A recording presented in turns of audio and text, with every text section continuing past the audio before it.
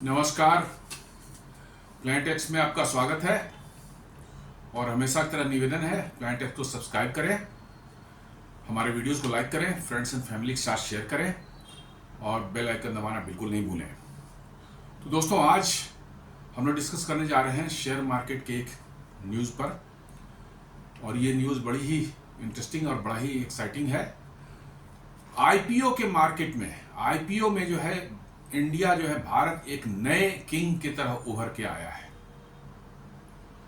जी हां, आपने सही सुना, एक आईपीओ किंग की तरह दुनिया में उभर करके आया है और आगे बढ़ता ही जा रहा है। India rose ahead of China to top Asian IPO ranking. मैंने चाइना को पीछे छोड़ते हुए भारत जो है एशियन आईपीओ रैंकिंग में नंबर 1 पर पहुंच गया है। यदि कुछ प्रमुख देशों के हम लोग आईपीएस को देखें 2024 में जो है, तो भारत में 327 आईपीओज रिलीज हुए थे। यूएसए में जो है 183 आईपीओज इशू हुए थे। यूरोप में 115, चाइना में 98, जापान में 84, साउथ कोरिया 74, हांगकांग 64 और यूके 10। और भी है लेकिन मैंने कुछ का बस यहाँ किया है। तो हम लोग नंबर ऑफ आईपीओज में अभी नंबर 1 चल रहे हैं पूरी दुनिया में, और एशिया में जो है टोटल अमाउंट कलेक्टेड में भी नंबर 1 हम हैं। लेकिन यदि वर्ल्ड वाइड देखा जाए तो अमाउंट जो आईपीओ के थ्रू जो कलेक्ट हुआ है 2024 में जो है, अमेरिका हमसे काफी आगे है। हम लोग जो है 327 आईपीओज में 1,71,000 करोड़ का हम लोगों ने ये अमाउंट कलेक्ट किया था हमारे कंपनियों ने। जो है अमेरिका में बहुत आगे, काफ़ी आगे। अमेरिका की इकोनॉमी भी हमसे बहुत बड़ी है, उनकी कंपनियों का साइज भी बहुत बड़ा है और इसलिए उनके आईपीओ के साइज भी बड़े होते हैं। तो डिस्पाइट ऑफ कि उनके आईपीओज, नंबर ऑफ आईपीओज कम है, लेकिन उनका अमाउंट जो है काफ़ी ज़्यादा बड़ा है। लेकिन हम तेज़ी से आगे बढ़ रहे हैं। 2020 से के पहले के सिनेरियोस कंपेयर करें तो हम लोग काफ़ी तेज़ी से आगे बढ़ रहे हैं इस डायरेक्शन में। यदि हम देखें प्री 2020 चाइना में क्या स्थिति थी और इंडिया में क्या स्थिति थी, तो थोड़ा सा अंदाजा लगेगा। आईपीओ मार्केट पोजीशन को यदि देखा जाए, चाइना में global and Asian leader in IPO proceeds, मतलब ये ग्लोबल और एशियन लीडर था आईपीओ इशू करने में और बाजार से, मार्केट से पैसा कलेक्ट करने में। और इंडिया जो था वो relatively small limited global visibility, बहुत ही छोटा था और ग्लोबल विजिबिलिटी इसकी बहुत कम थी। बाहर से इन्वेस्टमेंट आईपीओ वगैरह नहीं आया करता था। आईपीओ प्रोसीड्स की बात करें तो प्री 2020 चाइना में था ये 65.3 बिलियन डॉलर्स का जो है एक साल के अंदर में, और भारत जो है इससे 15 गुना कम था, अबाउट 4 बिलियन के आसपास में, मतलब कि जो है बिलियन डॉलर्स के आसपास में हमारा आईपीओ हुआ था। प्री 2020 की बात कर रहा हूं। की आईपीओ ड्राइवर यदि देखा जाए तो चाइना में टेक आईपीओ हुआ करते थे, एसओई लिस्टिंग्स थी, स्ट्रॉन्ग ग्लोबल इंटरेस्ट था उनके मार्केट में। हमारे यहाँ जो है बहुत कम आईपीओ जो है बड़े साइज के होते थे। प्री 2020 में जो है लिमिटेड इन्वेस्टर एपेटाइट, इन्वेस्टर को भी ज़्यादा दिलचस्पी नहीं थी हमारे आईपीओज में दिलचस्पी में पार्टिसिपेट करने की। ग्लोबल एक्सेस हब यदि देखा जाए तो हांगकांग जो है चाइना के लिए एक as a gateway for international capital बन चुका था। Most of the Chinese company जो है उन्होंने अपने ग्लोबल में ऑफिसेस खोल रखे हैं और हांगकांग में ऑफिसेस खोल रखे हैं, और वहीं से वो आईपीओ लॉन्च करते थे और सारी दुनिया का कैपिटल वहां आता था हांगकांग के थ्रू। तो Hong Kong was working as a global gateway for international capital for China. जबकि इन भारत में ये देखा जाए तो कोई वैसा गेटवे हमारे पास था ही नहीं, जैसा चाइना के पास हांगकांग का था। रिटेल पार्टिसिपेशन जो मेरी देखा जाए तो high global and domestic participation China में था, बहुत ही हाई लेवल पर जो है ग्लोबल और डोमेस्टिक पार्टिसिपेशन हो रहा था। भारत में सिर्फ 4 करोड़ डीमेट अकाउंट खुले हुए थे 2020 के पहले। मार्केट ड्राइवर्स को यदि देखा जाए तो strong domestic and innovation and policy support था चाइना में। उनकी गवर्नमेंट की भी पॉलिसी सपोर्ट बहुत अच्छी थी उन इंडस्ट्रीज को आगे बढ़ाने में, और डोमेस्टिक इनोवेशन भी बहुत हाई लेवल पर था। भारत में जो है इंस्टीट्यूशनल ड्राइवर्स था, यहाँ पर मोस्टली जो है FII जो है वही जो थोड़ा बहुत इन्वेस्टमेंट करते थे बड़े लेवल पर। अदरवाइज जो है IPOs हमारे कोई बहुत बड़े साइज के नहीं थे और बहुत ही सबड्यूड रहते थे। अब सडनली क्या हुआ ऐसा 2020 के बाद जो है, कोविड-19 के बाद जो है कि इंडिया इतना तेजी से राइज किया है? उसका एक बहुत बड़ा कारण है इंडिया का GDP ग्रोथ। आप देखें कि कोविड के बाद जो है इंडिया की GDP ग्रोथ काफी तेजी से आगे बढ़ी है, और उसके बाद पिछले 4-5 सालों से जो है हम लोग जो है वर्ल्ड की फास्टेस्ट ग्रोइंग इकोनॉमी बन चुके हैं। पहले चाइना था, अब हम उसको पीछे छोड़ करके जो है दुनिया की फास्टेस्ट ग्रोइंग इकोनॉमी हम लोग बन चुके हैं।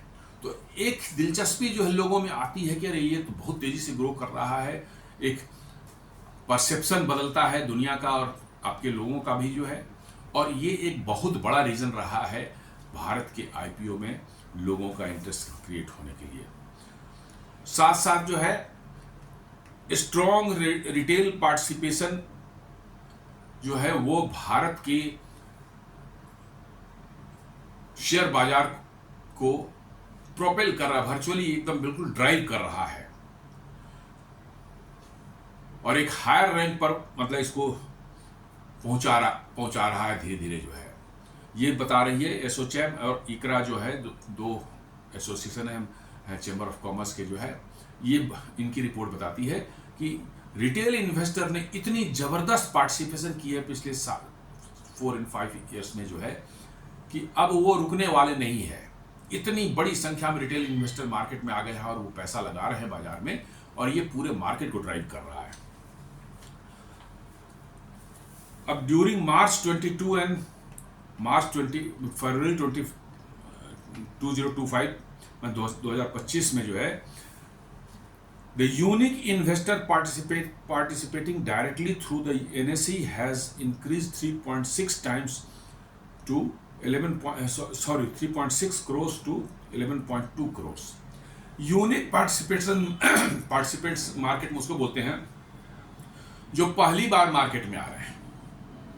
पहले उन्होंने कभी मार्केट में शेयर मार्केट में कोई इन्वेस्टमेंट या उस तरह की एक्टिविटी नहीं की थी, तो पहले वो 3.6 करोड़ के आसपास हुआ करते थे। अब वो बढ़ करके जो है 11.2 करोड़ हो चुका है। मोर देन 3 टाइम्स हो चुके हैं यूनिक पार्टिसिपेंट्स मार्केट में जो है। ये बहुत बड़ी चीज है।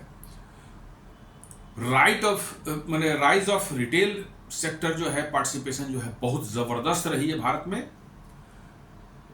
रिटेल इन्वेस्टर जो है पिछले 4 साल से 5 साल में जो है इतनी तेजी से बढ़े हैं कि दुनिया में कहीं पर उतनी तेजी से नहीं बढ़े हैं। आप इसको देख लें, जो सिप एक हमारे यहाँ सिस्टमेटिक इन्वेस्टमेंट पोर्टफोलियो जो होता है, उसमें जो है उसकी डेटा को देखें तो आपको अंदाजा लग जाएगा। SIP AUM asset managed under manage जो है, पूरे जो है एसेट्स कितने एसेट मैनेज कर रहा है हमारा सिप के जो ब्रोकरेज हाउसेज जो डील कर रहे हैं, उसको देखा जाए तो 2022 में 5.8 लाख करोड़ कोई एसेट कोई मैनेज करते थे, और 25 में ये बढ़ करके हो गया 15.16 लाख करोड़, करीब 3 गुना SIP AUM asset under management जो है उनके जो है। और सिप अकाउंट्स को यदि देखा जाए तो फाइनेंशियल ईयर 22 में ये 5.2 करोड़ था, और फाइनेंशियल ईयर 25 में 10.3 करोड़ हो गए, मतलब करीब 2 गुना, डबल। और सिप कंट्रीब्यूशन यदि देखा जाए अमाउंट के फॉर्म में जो है 22 में 1.2 लाख करोड़ था, और ये 25 में जो है 2.1 लाख करोड़, ये भी करीब 2 गुना से थोड़ा सा कम है। तो बड़ी भारी मात्रा में हमारे रिटेल इन्वेस्टर जो है मार्केट में जो है पिछले 4-5 साल में एंटर किए हैं, और यही ड्राइव कर रहा है हमारे इसको जो है क्या कहते हैं शेयर मार्केट को। रिटेल इन्वेस्टर होने का सबसे बड़ा फायदा आपको होता है कि ग्लोबल अनसर्टेनिटी जब आती है या जियोपॉलिटिकल कोई चेंजेस दुनिया में आते हैं, तो ये हमारे रिटेल इन्वेस्टर जो है वो भागते नहीं हैं। जबकि फॉरेन इंस्टीट्यूशनल इन्वेस्टर जो इन्वेस्ट करते हैं भारत में, जो है थोड़ा सा भी ग्लोबल जियोपॉलिटिक्स में चेंज आया, कोई सी सिचुएशन आई, तुरंत अपना पैसा निकाल के निकल लेंगे, आपका मार्केट क्रैश करके बैठ जाता है। तो रिटेल इन्वेस्टर आने के बाद से जो है भारत की शेयर बाजार को एक नई मजबूती मिली है पिछले कुछ सालों में। साथ साथ जो है डिजिटल ट्रांसफॉर्मेशंस भी जो है बहुत बड़ा एक कारण रहा है हमारे आईपीओ में ह्यूज इंक्रीज होने के लिए, जो है जिसने कि विच इनेबल्ड मास रिटेल पर। एक तो है कि डिजिटल ट्रांसफॉर्मेशन जो है वो है, इसने मास रिटेल पार्टिसिपेशन में एक को इनेबल किया है। बहुत आसान हो गया है चीज़ों को हैंडल करना खुद पर्सनली। एक मोबाइल फोन आपके हाथ में है, you are able to do anything. Growth of discounted brokerages and mobile trading app lowered the trading barrier. आप देखेंगे पिछले 4-5 सालों में जो है आपके यहाँ नए हेवी डिस्काउंट देने वाले ब्रोकरेज हाउसेज आ गए हैं। जीरोधा ले लें, एंजल वन हो गया, ग्रो हो गया, और भी कई एक हैं। तो ये सब जो आने से और इन्होंने डिस्काउंट देना शुरू किया, मतलब कि जो है रिटेल इन्वेस्टर्स को जो है इससे ट्रेडिंग बैरियर्स जो है वर्चुअली काफ़ी नीचे आ गई। अब छोटे इन्वेस्टर, बहुत ही छोटे investor, medium small micro investor भी है, वो भी इस शेयर मार्केट में जो है पैसा लगाने लगे हैं। अकाउंट्स ओपनिंग जो है, आपके जो डीमैट अकाउंट्स ओपनिंग जो है वो बहुत ही सिंप्लीफाइड हो गए हैं। आप किसी भी ब्रोकरेज हाउस का ऐप डाउनलोड कर लें आप मोबाइल पर, 5 मिनट के अंदर में आपका अकाउंट खुल जाएगा। आपको अपने कुछ डॉक्यूमेंट्स उसमें डालने हैं, बैंक अकाउंट लिंक करना है और आपका अकाउंट चालू हो जाता है। तो इतना आसान हो गया है कि पहले ये इतना आसान नहीं था। ब्रोकरेज हाउसेज बहुत कम थे और उनके जो है प्रोसेस भी जो है बड़े लेंदी हुआ करते थे, जिसके कारण साधारण लोगों के लिए उसमें करना बड़ा मुश्किल होता था। अब वो जो है बहुत ही ईजी कर दिया गया है, तो कोई भी आम आदमी उसमें जो है उसको इस्तेमाल कर रहा है और शेयर हाउस में मार्केट में पार्टिसिपेट कर रहा है। साथ साथ यूपीआई का इंटीग्रेशन जो हुआ है उसने पेमेंट प्रोसेस को इतना सिंप्लीफाई कर दिया है कि UPI enable seamless IPO applications. आपको पेमेंट करना पड़ता है, तो पेमेंट करने के लिए कभी चेक डालना है तो सर बैंक में जाके आरटीजीएस डालना है, वो सारा कॉम्प्लिकेशन हट गया। आप यूपीआई के थ्रू जो है एकदम मोबाइल थ्रू इंस्टेंटली आप पे कर सकते हैं आईपीओ के लिए। तो आईपीओ के लिए अप्लाई करना जो है बेहद आसान हो गया है पहले से कंपेरेटिवली। और ये हायर मतलब कि जो है इसने कंट्रीब्यूट किया है हायर पार्टिसिपेशन इन, मतलब कि जो है by retail customers, retail investors in the IPO. और सेबी ने जो है एक और किया है, SEBI roll out new valid UPI handle for broker houses and mutual funds from October 1, 2025। अक्टूबर 1 से जो है एक नया सेबी शुरू करने जा रही है कि हर इन्वेस्टर के लिए जो है, हर मतलब कि जो है ब्रोकरेज हाउसेस के लिए और म्यूचुअल फंड के लिए जो है एक रजिस्टर्ड, मतलब एक वैलिड यूपीआई हैंडल इशू कर रहा है। उसी हैंडल को उनको इस्तेमाल करके पेमेंट लेना है, नहीं तो इसमें फ्रॉड वगैरह हो जाती है। कोई बना लिया, साइट बना लिया, आप उसमें डाल दिए पैसे, नहीं, वो एक वैलिड यूपीआई हैंडल जो है सबको दे दिया जाएगा, अनाउंस कर दिया, पब्लिक के बीच में जानकारी रहेगी। आप चेक कर लेंगे उसी यूपीआई हैंडल में पैसे जा रहे हैं, तभी आप पेमेंट करेंगे। तो ये सिक्योर किया गया है फ्रॉड्स वगैरह से बचने के लिए। और एक शिफ्ट इन ऑनरशिप पैटर्न देखा जा रहा है भारत के कंपनियों में, जो है ऑनरशिप पैटर्न में जो है एक मार्क्ड शिफ्ट नजर आ रहा है पिछले कुछ समय से। आप देखेंगे कि 2020 से लेकर 25 के बीच में जो है डीआईआई का ऑनरशिप जो है, मतलब टोटल जो मार्केट कैपिटलाइजेशन भारत का है, भारतीय बाजार का है, उसमें डीआईआई का कितनी हिस्सेदारी है। पहले वो 13% हुआ करती थी, अब वो बढ़ के 20% हो गई है। मतलब एक मेजर प्लेयर के रूप में जो है डीआईआई उभर करके आया है। और वहीं पर फाइनेंशियल एफआईआई जो है, फाइनेंशियल इंस्टीट्यूशनल इन्वेस्टर्स जो हैं, उनके जो है उनका जो होल्डिंग थी हमारे कैपिटल मार्केट में जो है, शेयर मार्केट में, वो 22% से घट करके 17% पर आ गई है। तो ये बड़ा ही वेलकम चेंज है। जैसा मैंने बताया कि एफआईआई ठीक है, पैसा लाते हैं शॉर्ट टर्म के लिए, जो डोबी है उस समय तो अच्छा लगता है, लेकिन जैसे ही दुनिया में कुछ होता है वो पैसे निकाल के जाते हो, आपका मार्केट बैठ जाता है, इन्वेस्टर कॉन्फिडेंस खत्म हो जाता है। जबकि डीआईआई ऐसा नहीं, वो तो यहीं के हैं, उनको कहीं जाना नहीं है। They have confidence in the market, चलो मार्केट आज थोड़ा गिरा भी है बट ये आगे जाएगा, हमें तो भागना नहीं है, वो जब बने रहते हैं तो मार्केट को इससे एक स्टेबिलिटी मिलती है, और इससे जो है रिटेल इन्वेस्टर का कॉन्फिडेंस जो है मार्केट में बढ़ता है। ये एक इंडिकेट कर रहा है कि structural shift towards domestic capital Reliance, मतलब कि अब हम बाहर के पैसों पर हमारा शेयर मार्केट अब ज्यादा रिलाई नहीं कर रहा है, रादर हम अपने भारत के इंटरनल पैसे पर ज्यादा भरोसा कर रहे हैं। इससे अब हमको मार्केट स्टेबिलिटी भी मिलती है। Advantage of domestic capital investor, जैसा मैंने बताया, लोअर वल्नरेबिलिटीज, कि दुनिया में कुछ इधर उधर हो तो पैसा लेके भाग गए, निकल गए, वो वल्नरेबिलिटी कम हो जाती है, वोलेटिलिटी मार्केट की कम हो जाती है, स्टेबल हो जाता है market. Better understanding of local business by domestic investors, हम लोग अपने बिजनेस और इंडस्ट्री को ज्यादा अच्छे से जानते हैं बनिस्बत की बाहर वालों के, इसलिए जो हमारा कॉन्फिडेंस उसमें ज्यादा अच्छा से रहता है, इसलिए हम इतनी जल्दी भागते नहीं है। Then strong alignment between growth strategy and investor expectations, तो एक अच्छा अलाइनमेंट बन रहा है, मतलब कि इन्वेस्टर के एक्सपेक्टेशन से और कंपनी के ग्रोथ के बीच में जो है।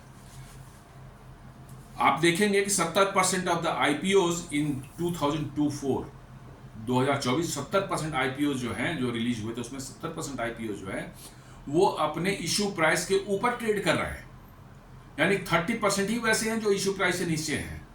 इसका मतलब है कि लोगों को लगता है कि आईपीओ में लगाना जो फायदे का सौदा है, इसमें लगाने से प्रॉफिट होगा ही होगा।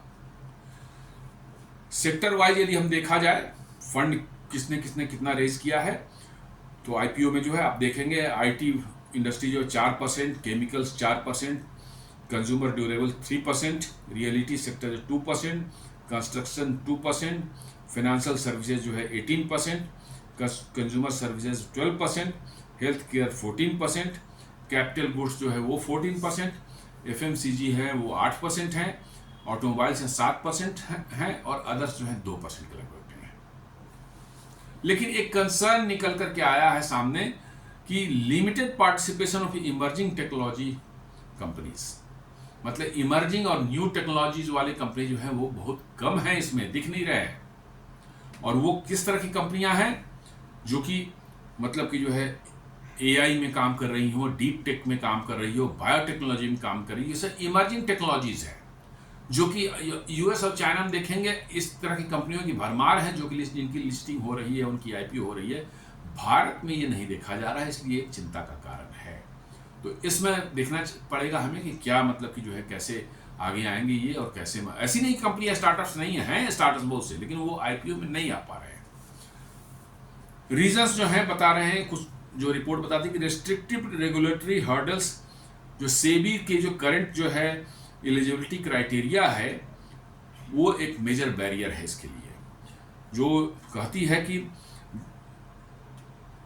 ट्रैक रिकॉर्ड ऑफ, मतलब कि जो है प्रॉफिटेबिलिटी जो है आपको बताना पड़ेगा, दिखाना पड़ेगा, तभी आप रजिस्टर्ड हो पाएंगे सेबी के साथ में, आप लिस्टिंग हो पाएंगे। तो ये थोड़ा मुश्किल होता है। शुरू में जो स्टार्टअप्स होते हैं वो R&D में लगे रहते हैं, काम कर रहे होते हैं, तो वो प्रॉफिटेबिलिटी उनकी नहीं रहती है, प्रॉफिटेबल बाद में होते हैं, तो इसके कारण से वो उनका जो है बड़ा मुश्किल होता है आईपीओ में आना जो है। Track record of lack of specialised framework, कोई स्पेशलाइज्ड फ्रेमवर्क स्टार्टअप को प्रमोट करने के लिए आईपीओ में जो नहीं है। जबकि यूएस में आप देखेंगे नैस्डैक जो उनका है, वो कंपनीज को जो है अलाउ करती है, प्रॉफिटेबल हैं या नहीं है उनको कोई, वो सिर्फ रेवेन्यू उसका देख लेते हैं और उसके उनको अलाउ करते हैं आईपीओ में जो है। प्रॉफिटेबल हैं या नहीं है उससे मतलब नहीं है, रेवेन्यू उनके पास में है, देन दे आर एलिजिबल। उसी तरह चाइना में भी जो है एक उन्होंने मार्केट में एक सेगमेंट ही बना दिया है, स्टार मार्केट, जिसमें सिर्फ जो है वही आते हैं आपके स्टार्टअप्स। उसमें जो है रूल्स बहुत ही लिबरल हैं, कोई ज़्यादा रेस्ट्रिक्शन नहीं है, तो वो आराम से जो है मार्केट में लिस्ट हो जाते हैं, आईपीओ लाते हैं, मार्केट में लिस्टिंग उनकी होती है और उनका बिजनेस फिर आगे बढ़ता है, आगे ग्रो करता है। ये कुछ कंसर्न्स हैं जिनको एड्रेस करने की ज़रूरत है। इमर्जिंग टेक्नोलॉजीज वाली कंपनी के आईपीओज भी लॉन्च हों, वही मार्केट में लिस्टेड हों, ताकि हमारे मार्केट का जो है एक स्पेक्ट्रम जो है वो और ज़्यादा होराइजन बड़ा हो। हम कन्वेंशनल जो चीज़ें थी उसमें बहुत अच्छा कर रहे हैं, लेकिन जो इमर्जिंग टेक्नोलॉजी वाला क्षेत्र है उसमें उनकी कंपनियां जो हैं उनकी लिस्टिंग नहीं हो पा रही, उनका आईपीओ नहीं कम आ रहा है या नहीं आ पा रहा है। It is a matter of concern for all of us. But overall हम कह सकते हैं कि Indian stock market is performing exceedingly well. IPOs बहुत अच्छे से काम कर रहे हैं, लार्ज नंबर ऑफ आईपीओज आ रहे हैं, बड़ी बड़ी कंपनियां लॉन्च कर रही हैं और मार्केट से जो है पैसे जो उठा रहे हैं कंपनियां, ये इसकी जो क्वांटिटी है बढ़ती जा रही है, आने वाले वर्षों में और बढ़ेंगी और ये हमारे शेयर मार्केट की मजबूती को दिखाता है। हमारे इन्वेस्टर का कॉन्फिडेंस शेयर मार्केट में जो है या हमारे देश की कंपनियों में जो है वो दिखलाता है। और हमारी डिपेंडेंसी जो है, जो कभी मार्केट ग्रोथ के लिए या मार्केट को स्टेबलाइज करने के लिए एफआईआईज पर हम डिपेंड, फॉरेन इंस्टीट्यूशनल इन्वेस्टर पर डिपेंड करते थे, अब उसमें एक मार्क्ड शिफ्ट आता जा रहा है। अब हमारे डोमेस्टिक इंस्टीट्यूशनल इन्वेस्टर्स और रिटेल इन्वेस्टर्स भारत के जो बड़ी संख्या में पिछले 5 साल में मार्केट में एंटर किए हैं, वो अब इस मार्केट को ड्राइव कर रहे हैं। हमारी dependency foreign institutional investors FIIs है उन पर नहीं रह गई है। इससे हमारे मार्केट की स्टेबिलिटी इम्प्रूव हुई है, वॉलेटिलिटी मार्केट में कम हुई है और इससे स्मॉल इन्वेस्टर्स का और कॉन्फिडेंस जो है बढ़ा है हमारे शेयर मार्केट में। और इसलिए आप देख रहे हो कि बड़ी संख्या में डीमैट अकाउंट्स जो हैं खुले हैं, 3 गुना ज़्यादा डीमैट अकाउंट्स जो हैं, 12 करोड़ से ज़्यादा डीमैट अकाउंट हो चुके हैं अपने देश में जो है। तो दोस्तों, ये छोटा सा एक विश्लेषण था अपने देश के शेयर मार्केट के आईपीओ के बारे में। उम्मीद करता हूँ कि आपको यह विश्लेषण पसंद आया होगा और आपसे उम्मीद करता हूं कि इस वीडियोस को आप लाइक करेंगे, फ्रेंड्स एंड फैमिली के साथ शेयर करेंगे, प्लैनेट एक्स को सब्सक्राइब करेंगे और बेल आइकन दबाना बिल्कुल नहीं भूलेंगे। धन्यवाद।